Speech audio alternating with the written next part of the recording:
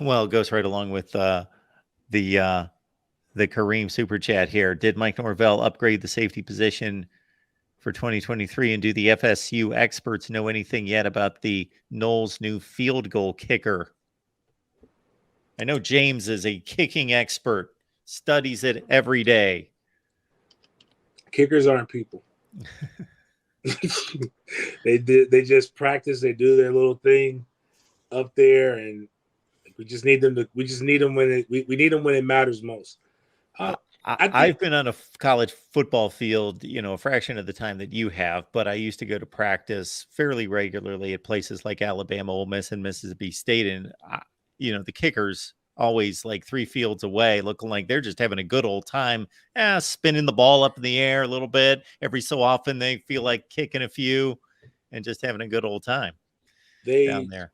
never practice with us. That's what makes them so frustrating.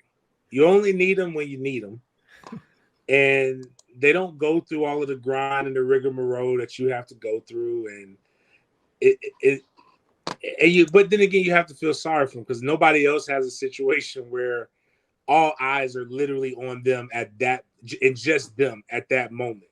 But um, I think Mike showed that he'll ride with you. He lost games because of a kicker, and he's stuck with them. I mean, I think if he made one kick that mattered against NC State, you're talking about Florida State being 11 and was it? Excuse me. Sure. Yeah, we were 10. Yeah, we're 11-2 as opposed to 10-3. But I know we have the kid for 2024 that everybody's going to be excited about, but I think, but I guess to answer the question, not much. Kickers sound good until they get into pressure situations and they make them. But it's a weird situation. We saw Aguayo be perfect, and then he missed one kick in a pressure situation when Florida State played Oregon. Right before, if anybody remembers, go back and look at it. Right before half, he booted the hell out of that ball, and it just hit the upright. Like it could have. If it would have hit it a different way, it would have bounced in. But after that miss, go back and look at what happened to him. The rest of his career there, it was just like, holy crap. As my great granddad, he went from sugar to shit in a matter of moments.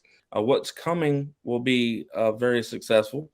But when y'all say kicker, and I'm assuming you're talking about the kicker that we signed in the 23 class that will be on the field with Fitz.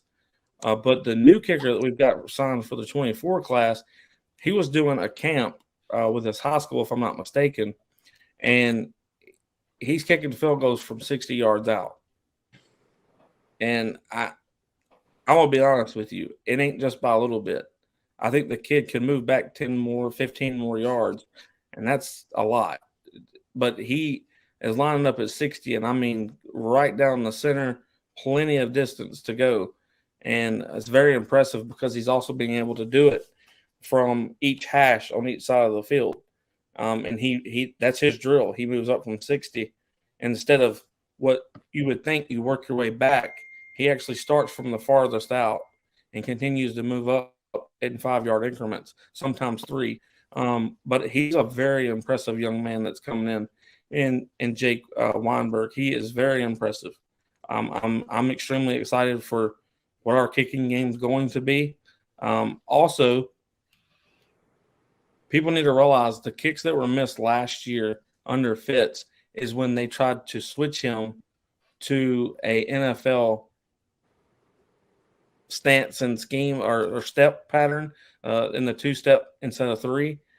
He actually has always done the 3-step drop to kick, and they tried to move it to 2 because they were a little bit worried that he was going to be able to get blocked because he was taking that extra step. And actually, he actually gets the ball off on the 3-step. I think it was 0.4 of a second quicker if you just let him do the 3rd step. And I don't think there's anything wrong with trying to critique him to get down to the 2-step for the NFL and stuff like that, but it's just not necessary. He gets it off in plenty of time with his 3 steps. There was really I think we played with something we didn't have to. I think we were trying to critique something we shouldn't have. But Fitz isn't a bad kicker. Like I think people got upset because he missed a few that were, yes, necessary last year, but just look at the way he finished the year. And everybody always talks about how you start, and we don't really want to pay attention to how you finish.